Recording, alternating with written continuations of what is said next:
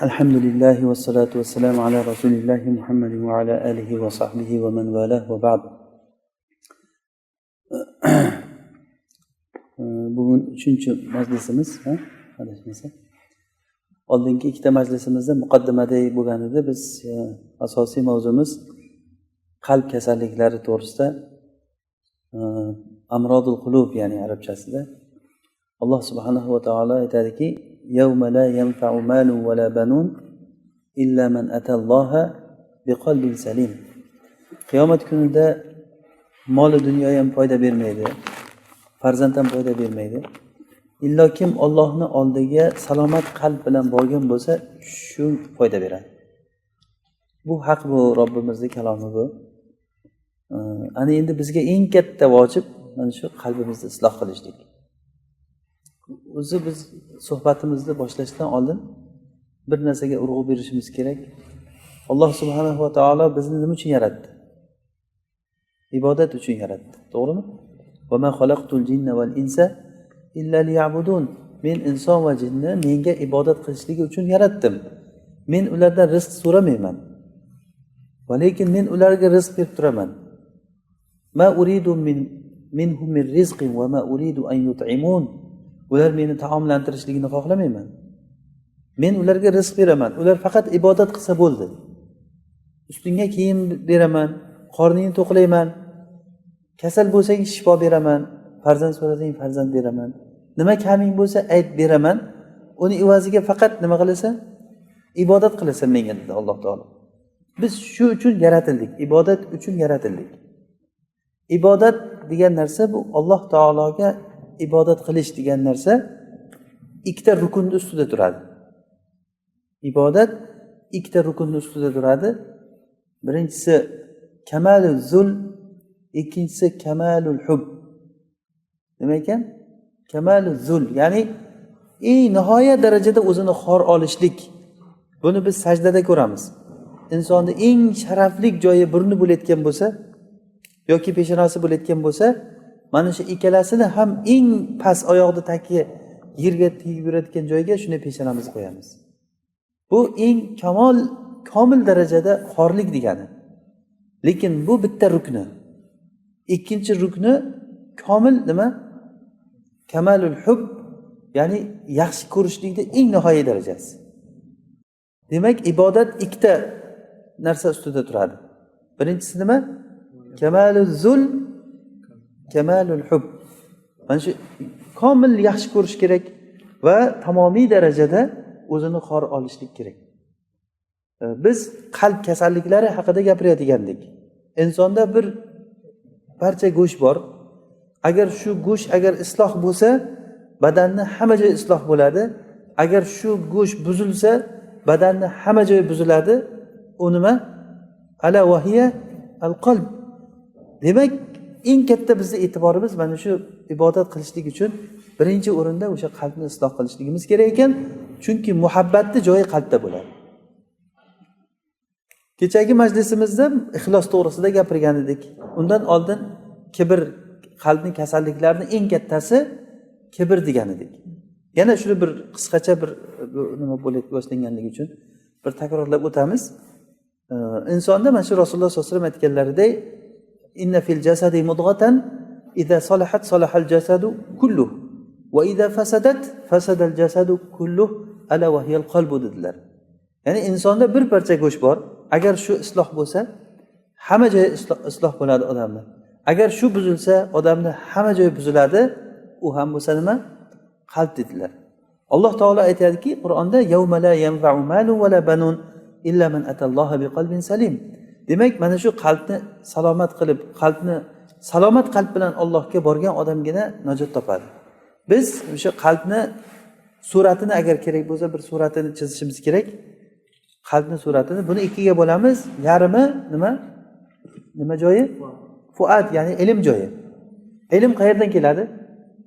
Ko'z bilan ko'rib, quloq bilan eshitgan ma'lumotlar, ko'z bilan ko'rib, quloq bilan eshitgan ma'lumotlar demoqda, odamning miyasida tafakkur va tadabbur toshini orasida yanchilib, bir narsalarni tushunganingizdan keyin o'sha ma'lumot qayerga tushadi? Qalbga, fuatga tushadi. Fuatda ilm paydo bo'lgandan keyin o'sha qalbga, fuatga ilm tushayotgan joyiga shayton shubhalari bilan juda katta zarba beradi. Bu juda ham muhim nuqta, mana shunga tushunishlaringiz kerak. Inshaalloh bu narsani hali biz ko'p takrorlayveramiz. Inshaalloh yana ham toza ravshan bo'lguncha.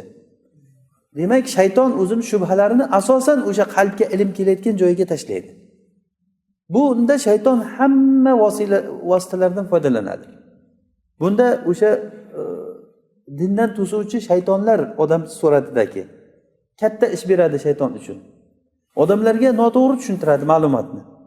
Asosan odamlarda adashib ketgan narsasi ana shu ilmda Alloh taoloni tanishlikda, o'sha qalbga ilm tushishlikda noto'g'ri tushgan ilm. Qalbga noto'g'ri ma'lumot bo'lgandan keyin noto'g'ri ma'lumotdan noto'g'ri nima chiqadi? Amal chiqadi.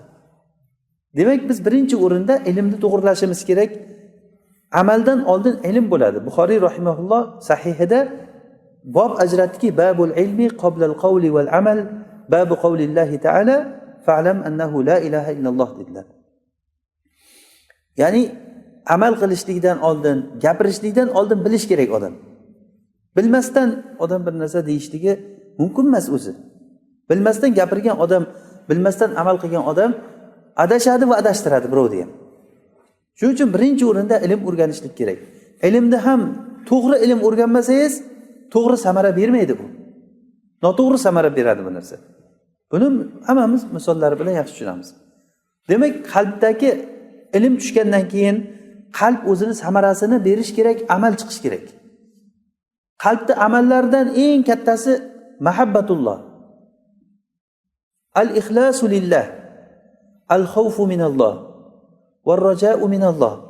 Mana shu Allohdan umid qilishlik, Allohni yaxshi ko'rishlik, Allohga tavakkal qilishlik, Allohdan qo'rqishlik, mana bular qalbda amallari. Hozir biz qalbni suratini chizdik. Uni yarmida fuat dedik, ilm tomoni turibdi. Qalbga ilm kelib tushgandan keyin u ilmdan nima chiqadi? Albatta amal natija bo'lib chiqishi kerak. Amal bu tomonda. Bular nimalar?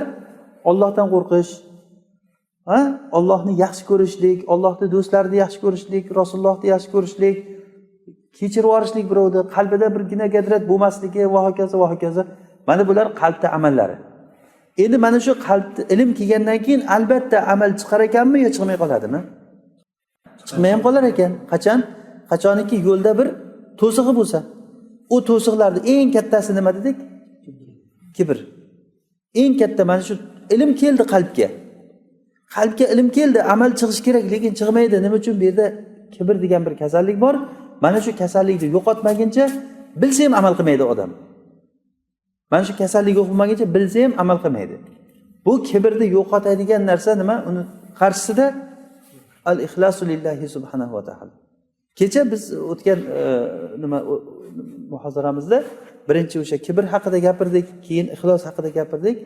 Bugungi suhbatimiz Allohni yaxshi ko'rishlik, mahabbatulloh haqida gapiramiz. Bu ham o'sha qalbni amallaridan biri. Qalbga ilm kelgandan keyin qalbdagi ilm nima samara beradi? Nimani? Allohni yaxshi ko'rishlikni. Allohni yaxshi ko'rishlik bu amalmi yo ilmmi? Amal. Nimani amali? Qalbni amali. Mahabbatulloh qalbni amali. Bu amal bo'lib ham shunaqangi amalki, ibodatning bitta rukni. Ibodat o'zi insonda bizni badanimiz, qalbimiz, ko'zimiz, quloqimiz, hamma joyimiz ibodat uchun yaratilgan bo'lsa, shu butun ibodatimizni asosiy turayotgan narsasi ikkita narsani ustida turadi dedik. Ular nima? Kamaluz zul va kamalul hub. Qarang qanchalik darajada muhim narsalar bular. Ana shu narsa bo'lmasa, u ibodat bo'lmaydi. Mana shu muhabbat, Allohni yaxshi ko'rishlik shunday narsaki, insonning qalbida Allohni yaxshi ko'rishlik bo'lsa, uni samarasidan nimalar kelib chiqadi? Allohni yaxshi ko'rishlikning samarasidan Allohga toat qilishlik kelib chiqadi. Chunki Allohni yaxshi ko'rgan odam nima qilish kerak? Allohga toat qilish kerak. Rasulullohga ergashishlik kelib chiqadi. Allohni yaxshi ko'rishdan Rasulullohni yaxshi ko'rish kelib chiqadi. Alloh va Rasulini yaxshi ko'rgan odamlarni yaxshi ko'rishlik kelib chiqadi. tasamuh, birovlarni gunohlarini kechib yuborishlik kelib chiqadi. Yoki bo'lmasa husnul billah kelib chiqadi. Allohga yaxshi gumon qilishlik kelib chiqadi. Husnul xuluq kelib chiqadi. Mana bundan ham ko'ra amallar ko'p. Men katta-kattasini zikr qilyapman hozir. Mana shu 7 ta narsa nimadan kelib chiqdi? Allohni yaxshi ko'rishlik, mahabbatullohning samarasi bilan. Alomati. Agar kimda kim Allohni yaxshi ko'rsa, albatta bilingki itoat qiladi. Shayx Sa'diy rahimahulloh Abdurrahmon ibn Nasr as-Sa'diyni nimalari, yozuvlari o'ta xunuk bo'lgan ekan. Tafsirlarning oxirida ham tafsir Sa'diyning oxirida yozuvlari bor. Shuni Usaymin rahimahulloh aytadilarki, talib ilmlar shayxni yaxshi ko'rardi, yaxshi ko'rganligidan shayxga o'xshatib yozardi deydi. Shayx xunuk yozgan. Ular ham xunuk yozgan. Nimaga desa shayxni yaxshi ko'rganligidan. Shayxni ana shu yaxshi ko'rishlik toatga olib keladi. Yaxshi ko'rishlik toatga olib keladi. Insonda yaxshi ko'rishlik shunday bir narsaki, Allohni yaxshi ko'rishlikni hosil qilishlik yo'lini o'rganishimiz kerak. Biz qanday qilib turib biz Allohni yaxshi ko'ramiz biz? Agar Allohni yaxshi ko'rsa odam albatta toat bo'ladi.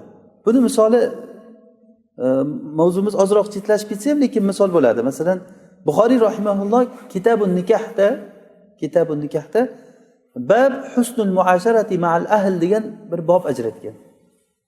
Babul husnul muashara ma'al ahl, ya'ni Kitabun Nikahda ahl bilan yaxshi yashash, er xotin o'rtasidagi yaxshi muomala degan bob ajratib, o'shanda Ummu Zar'ni bir uzun hadisini keltirgan, Oysha onamizning hadisi. Oysha onamiz Rasulullohga bir voqeani aytib bergan. Hadis uzun hadis. Aytganki, Rasulullohga jahiliyat paytida 11 ta ayol o'zaro yig'ilib o'tirib bir joyga aytgan ekanki, biz o'zimizni erlarimizni sifatini aytib beramiz o'rtada. Yashirmasdan gapiramiz, shunga kelishamiz. 11 ta ayol shu erini gapirib ketgan. Bittasi maqtagan, bittasi yomonlagan, bittasi erini juda ham jasurligi, juda qiziq hadisniki. Inshaalloh bir boshqa bir majlisimiz bo'lsa, mana shu hadisda o'zini bir sharhlaydigan hadis bu. Qisqasi 10 ta ayol gapirib bo'lgandan keyin 11-ayol Ummu Zar degan bir ayol. Asosiy nimamiz shu yerda. Ummu Zar eri Abu Zarni maqtab ketgan. Abu Zar degan. Va ma adraka ma Abu Zar. Bu Abu Zar bilasizlarmi qanaqa odam degan. Shunday odamki, meni bo'yinlarimni taqinchoqqa to'ldirdi degan. Bilaklarimni go'shtga to'ldirdi degan. Butun yaxshiliklarni qildi. Uxlayman, hech kim uyg'otmaydi. Ertalab tushda turaman degan. Uxlasam anamu fa atasabbah deganda, agar uxlasam subuh bo'lib ketadi ham turmayman. Bu degani ishi yo'q degani. Maqtab erini maqtab bo'lgandan keyin Abu Zarni onasi degan. Va ma adraka ma ummu Abi Zar. Onasini maqtagan. Abu Zarni o'g'lini maqtagan. Joyda yotadi, turib ketsa joyi uxlamagandek bo'lib turadi degan. Ozgina taom bilan qonni to'yadi degan. Keyin Abu Zarni qizini maqtagan. Abu Zarni kuchugini maqtagan. Hamma narsani maqtab kelib turib, lekin shuncha yaxshiligiga bir kuni bir joyga chiqib ketdi-da, bir ayolni uchratib qoldi. Ikkita bolasi, xuddi qoplonda ikkita bolachasida ikkita o'g'ilchasi bor ekan. Tagidan kirib, buyog'idan chiqib o'ynab, haligi ajablantirdi-da, meni taloq qilib unga uylanib oldi degan. Shuncha yaxshiligiga. Undan keyin men boshqa erkakka tegdim. U erkak shunaqangi yaxshi odam ekanki, menga o'zi men qo'y ahlidandim, u olib kelib meni tuya ahlidan qilib, ya'ni butun boyligimni ko'paytirdi. Hamma narsani berdi. Menga aytdiki, "Ey Ummu Zar, ye. Uyingga ahlingga ham olib ket" dedi. O'zi bu ayol kishini xotiningizni masalan ko'pchilik odam shunday bo'ladiki, oldingizda qancha yesa ham achchig'ingiz kelmaydi-yu, bir tarsani onasinikiga olib ketsa odam achchiq keladi. Bu saxiylikning kamolligidan ye va miri ala ahliki degan. O'zing ham ye, ahling ham olib ket degan. Shuncha yaxshiliklar qildi ikkinchi eri.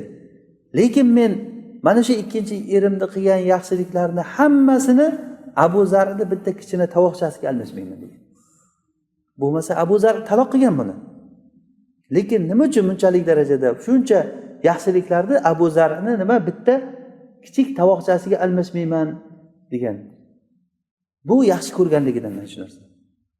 Shunda Rasululloh sollallohu alayhi vasallam Oysha onamizga aytgan ekanki, "Ana laki ka Abi Zar'in illa anni la utalliquki" deganlar. Men senga xuddi Abu Zardayman, lekin seni taloq qilmayman deganlar. Yaxshiligim Abu Zarday bo'ladi, lekin balki Rasululloh sollallohu alayhi vasallam Abu Zardan ham ko'ra yaxshiroq, u kishining barakotlari, u kishining xayrotlari endi hammamiz bilamiz. Bu yerda hozir Rasululloh Ummu Zarni voqeasidan men aytmoqchi bo'lgan joyim, shuncha yaxshiligini ikkinchi erini, birinchi erini kichik tovoqchasiga almashmaganligi nima sababdan? Nima sababdan? Yaxshi ko'rganligi uchun. Agar yaxshi ko'rsangiz, hamma narsaga tayyor bo'lasiz odam. Odam bir narsani yaxshi ko'rsa, Ibn Taymiya rahimahulloh kitobga qarab o'tirgan paytda shunchalik kitobga berilib ketar ekanki, haligi onasi deydi ba'zilar, joriyasi ovqatni olib kelayotgandan keyin oldiga olib kelib qo'yib, yeng deb qarab turar ekan, u ovqatga ham qaramay kitobni varaqlab ko'raversa, oxiri bu ham ich qizigandan borib yedirar ekan. Keyin yedirar ekan, ovqat tugar ekan. Keyin kitobni yopib olib kel ovqatni degan. Sezmaydi, boyagi ovqatni yeb qo'yganligini sezmagan, qarang. Bu nima uchun bu narsa? Mana shuni yaxshi ko'rganligi uchun. Odam bir narsani yaxshi ko'rsa, hamma narsaga tayyor bo'ladi. Bir kun Rasululloh sollallohu alayhi vasallamning ashablari bir g'azotdan qaytib kelishlikda yo'lda bir odamni ushlab kelgan. O'zlari tanimaydi kimligini. Olib kelganda masjidda ustumiga baylab qo'ygan. Ertalab Rasululloh sollallohu alayhi vasallam chiqib qarasalar, Sumamat ibn Usal al-Hanafi degan kishi. U Banu Hanifa qabilasining podshosi bo'lgan. O'zlari bilmay o'shani ushlab olib kelib baylab qo'ygan. U kofir bo'lgan. Endi haqli olib kelib baylab qo'yishlikka. Bundan chiqadi, masjidga mushrikni olib kirsa bo'ladimi, yo'qmi? Dalil mana shu. Masjidga mushrik kirsa bo'ladi. Sumamat ibn Usalni olib kelib masjidga baylab qo'ydi sahobalar. Keyin Rasululloh chiqib, "Ma bika ya Sumama" deganlar. Sumama, senga nima bor qalbingda? Degandan keyin aytganki, agar sen meni o'ldirsang, bir qoni bor odamni o'ldirgan bo'lasan. Ya'ni taqtul zadamin. Ya'ni agar sen meni o'ldirayotgan bo'lsang, meni qonim bekorga ketmaydi. Arqamda qavmim bor, o'ch oladigan sendan. Qo'rqityapti bu. Agar sen yaxshilik qilsang, shukr qiluvchiga yaxshilik qilgan bo'lasan. Ya'ni ularni podsho odam so'zamolan bo'lganda u. Taqtul zadamin va in tun'im ala shakir. Agar yaxshilik qilsang, shukr qiluvchiga yaxshilik qilgan bo'lasan. Agar senga pul kerak bo'lsa, va in kunta turidul mal sal tu'ta degan. Agar senga pul kerak bo'lsa, so'rab beraman, qancha kerak degan. Rasululloh indamaganlarda gapirmay burilib ketganlar. Keyin sahobalarga aytdilarki, Sumamaga yaxshi muomala qilinglar deganlar. Ovqatiga, suviga yaxshi qaranglar degan. Ertasi kuni yana kelgan oldiga, "Ma bika ya Sumamatu" deganlar. U yana shu gapni gapirgan.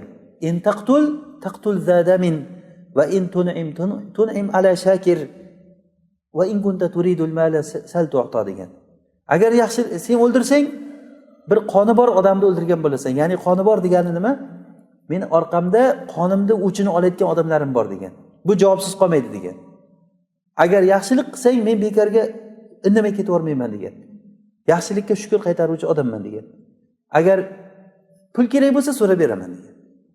Rasululloh yana gapirmaganda indamay burilib ketganlar.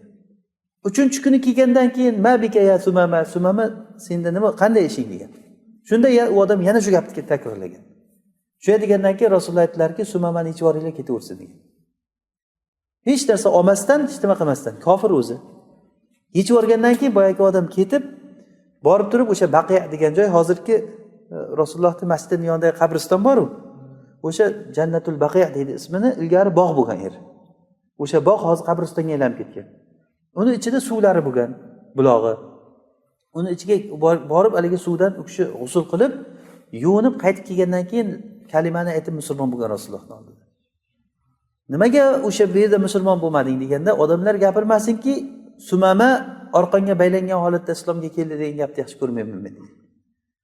Borib islomga kelib qaytib kelib turib aytganki, Rasululloh vallohi yer yuzida sizni yuzingizdan ko'ra yomon yuz yo'q edi menga degan.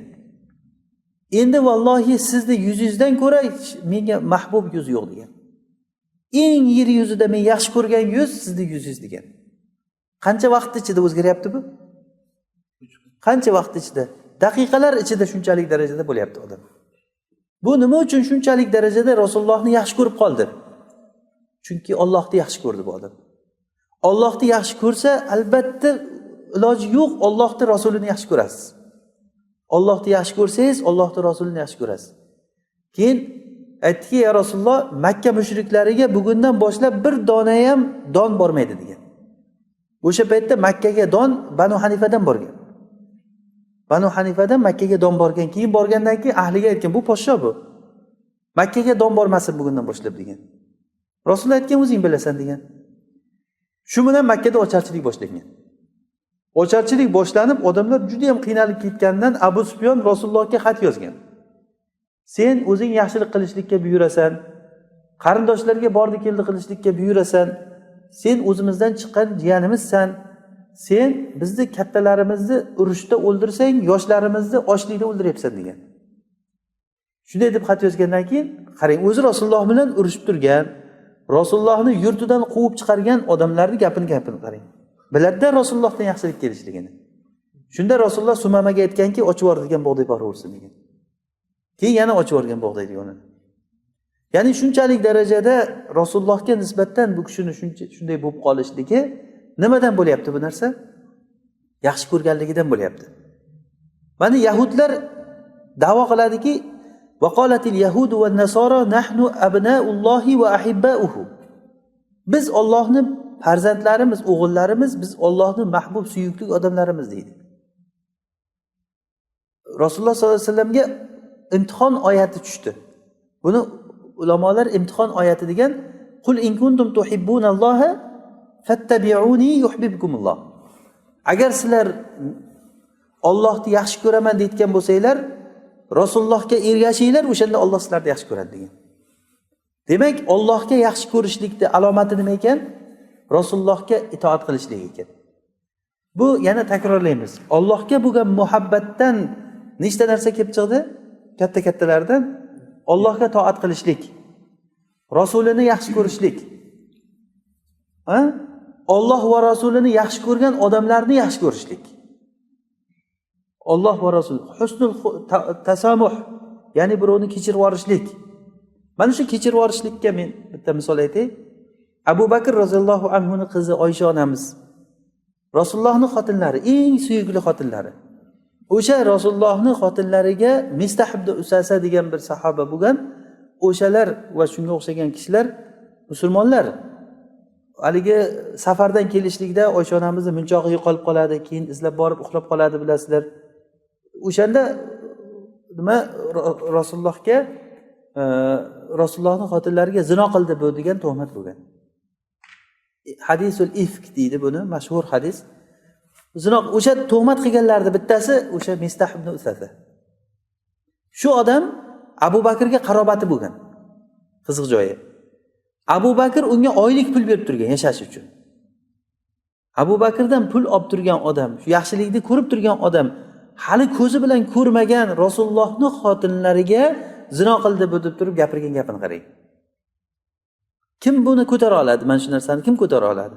Abu Bakr roziyallohu anhu shu achchig'i kelganligidan vallohi mana shunga hech narsa bermayman degan.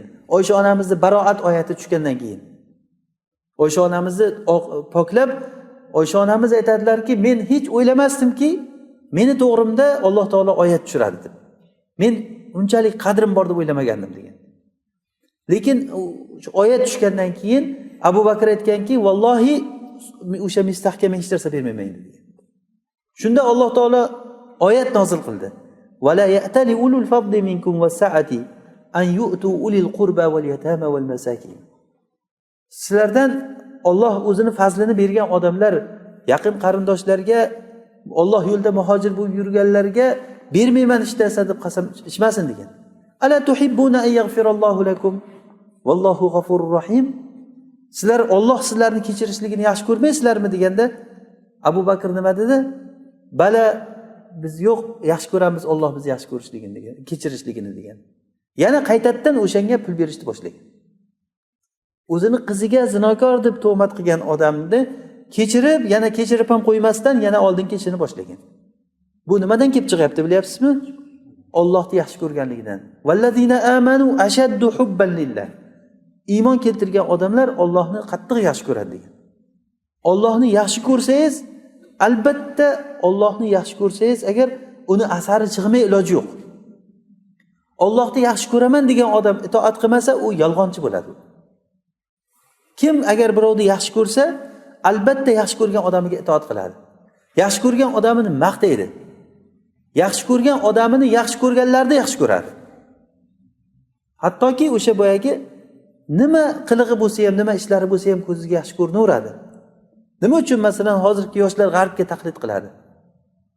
O'shalarni yaxshi ko'rib qolgan, kinolarni ko'rgan, boshqalarni ko'rgan, ularni o'sha yemirilib ketgan soxta madaniyati va ularni boyligi bizni yoshlarimizni lol qilgan. Bular o'shalarni yaxshi ko'rganligidan sochini manag'ini olib tashlasa, buyog'ini olib tashlayapti. Yirtiq buruklarni shimlarni kiysa, yirtiq shimlarni kiyyapti. Shu qiziq joyiki, orqasi yirtiq shimlarni, orqasi ko'rinib, yechilib, oyog'ini tagiga bir qarish kirib ketib, shalpillatib, osiltirib yurgan narsalar moda bo'lsa, o'shani qilyapti bolalar. Law dakhalu nima ala juhri dobbin la dakhaltumuhu. Agarda ular shu bitta dobni teshigiga borib kirsa, orqasidan kirasizlar deganlardek, mana shunday biz ergashishlikni ko'ryapmiz hozir. Bu nimadan bo'lyapti bu narsa? Yaxshi ko'rishlikdan bo'lyapti. Demak, eng katta narsa mana shu Alloh subhanahu va taoloni yaxshi ko'rishlik. Allohni yaxshi ko'rishlik qayerdan hosil qilamiz? Allohni yaxshi ko'rishlik juda muhim ekan. Hozir biz aytgan narsalar Allohni yaxshi ko'rishlikning muhimligi va undan kelib chiqadigan samaralarni gapirdik. Samaralari Allohga toat qilishlik, Rasulullohni yaxshi ko'rishlik. Rasulullohni nima uchun yaxshi ko'ramiz? Muhammad ibn Abdullah bo'lganligi uchunmi yo Rasululloh bo'lganligi uchunmi? Rasululloh bo'lganligi uchun. Allohning rasuli bo'lganlik, Allohni yaxshi ko'rganligimizdan biz Muhammad sollallohu alayhi vasallamni yaxshi ko'ramiz. Rasulullohga bo'lgan muhabbat shunchalik bo'ladiki, Rasululloh sollallohu alayhi vasallam aytganlar, hali odamlarga shunday bir zamon keladi, ular meni bir marta ko'rishligi uni moli va ahlidan ko'ra yaxshi bo'ladi degan. Sizga birov aytsaki, Rasulullohni hozir borasanda o'zlarini ko'rasan bir marta. Lekin qaytib kelsang, seni ahling, moling bo'lmaydi. Bola chaqang, moling hech narsang bo'lmaydi. Shunga rozi bo'lasizmi? La an yarawni thumma yarawni khayrun lahu min ahlihi va malihi deganlar. Meni bir marta ko'rishliklari, hali shunday zamon keladiki, meni bir marta ko'rishliklari ahlidan, molidan yaxshi bo'ladi. Shuni yaxshi ko'ramizmi? Alhamdulillah. Demak, qalbingizda Rasulullohga bo'lgan muhabbat bor. Rasulullohga muhabbat bormi? Allohni yaxshi ko'rasiz. Allohni yaxshi ko'rishlikni qanday qilib hosil qilamiz? Allohni yaxshi ko'rishlikni Alloh haqida ko'p eshitishlikdan bo'ladi bu narsa. Allohning kitobini tilovat qilish kerak. Allohning oyatlarini ko'p o'qish kerak. Allohning qilgan ishlarini ko'p qilish kerak. Odam bir kishining qilgan ishini ko'p eshitaversa, o'sha haqida ma'lumot paydo bo'ladi. Masalan, Rasululloh sollallohu alayhi vasallam aytganlar, nimada bu mavzudan sal chetlashadi, lekin misol bo'la oladi. Zaydul Xayr degan bir sahobiy bo'lgan. Zaydul Xayr ismlari. Qisqasi o'sha odam boyagi pahlavon odam, oti Zaydul Xayl degan odam bo'lgan. Zaydul Xayl. Rasulullohning oldiga eshitib, Rasululloh chiqibdi deb iymon keltirgani kelgan. Keyin masjidga kirib Rasulullohning oldida o'tirib iymon keltirgan. Rasululloh turib qo'llaridan ushlab birga yurib aytgan ekan, menga birorta odam sifatlanmadi, illo o'sha bilan uchrashgan paytimda sifatidan oz deb topganman, illo seni degan. Qanday sifatlangan bo'lsang, o'shanday odam ekansan degan. O'ta katta pahlavon, unaqa odam ko'rmaganmiz deganda.